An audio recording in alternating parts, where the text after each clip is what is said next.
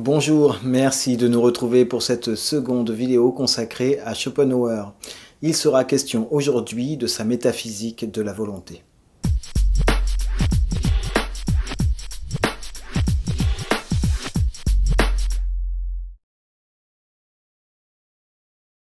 Pour construire sa métaphysique de la volonté, Schopenhauer va partir de la distinction absolue posée par Kant entre le phénomène et la chose en soi.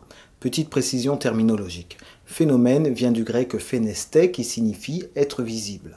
Pour comprendre le sens de ce mot, tel qu'il est employé ici, il vous suffit de retenir que le phénomène est ce qui apparaît à la conscience du sujet. C'est la représentation par la conscience de la chose en soi.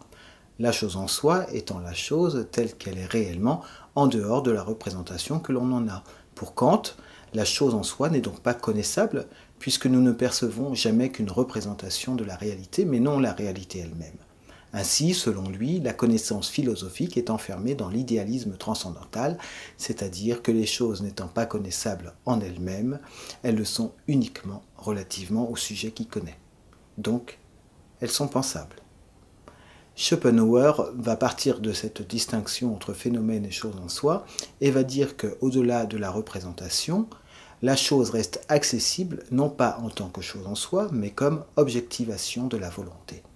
Et notre propre corps, étant un objet parmi les autres, est, par l'expérience intime que nous en avons, une objectivation de la volonté. La volonté dont nous parlons ici n'est pas la volonté entendue au sens commun comme étant la manifestation d'un vouloir particulier tendant à la réalisation de telle ou telle chose, mais la volonté entendue comme l'essence de toute chose, c'est-à-dire l'effort permanent du vouloir vivre qui méconnaît le principe de raison suffisante, c'est-à-dire le principe de causalité.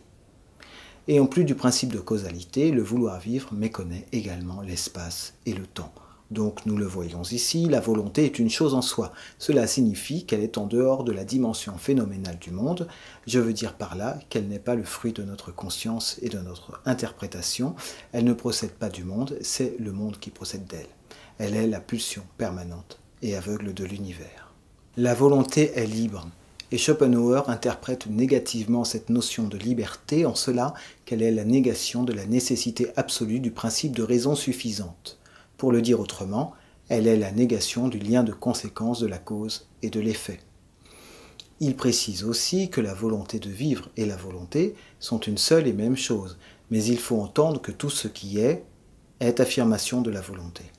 Ainsi, les hommes, les plantes, les animaux, nos cellules ne sont que des affirmations phénoménales passagères de la volonté, car la volonté est une. Ces manifestations particulières n'en sont que le reflet. Cette notion de volonté est essentielle à comprendre pour pénétrer un tant soit peu la philosophie de Schopenhauer.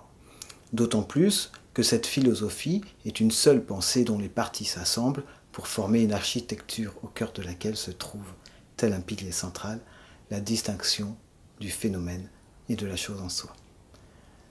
Je vous remercie de votre attention et vous dis à bientôt pour une nouvelle vidéo. Salut à tous!